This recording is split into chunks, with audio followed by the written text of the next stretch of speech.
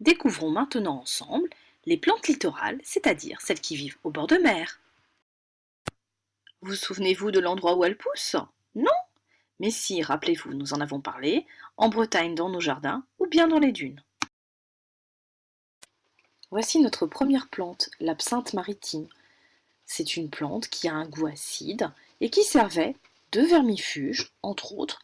Les Romains l'appelaient santonique, mais attention, elle est toxique à forte dose.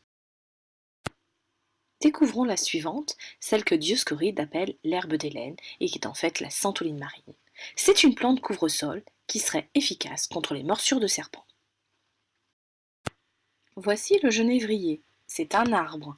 Il est très odorant quand on le brûle. Il aurait pour vertu d'être diurétique et efficace contre les morsures. Voyez-vous cette jolie petite plante qui pousse dans les rochers? C'est un pourpier de mer. Elle serait comestible comme sa voisine de jardin et efficace contre les coliques et les déchirures.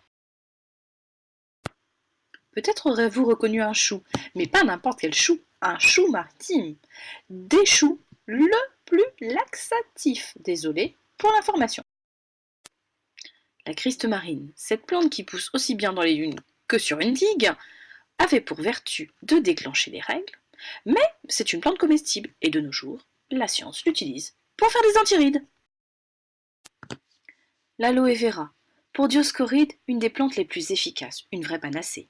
Elle contient un sucre qui est laxatif, un gel qui a une haute vertu cicatrisante, mais elle est aussi efficace contre les maux de dents, et j'en passe. Les filles, désolé les garçons, je ne m'adresse qu'aux filles. Vous avez des règles irrégulières?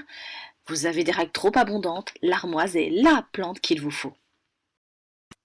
Cette jolie petite fleur jaune, c'est un pavot cornu. C'est comme un coquelicot.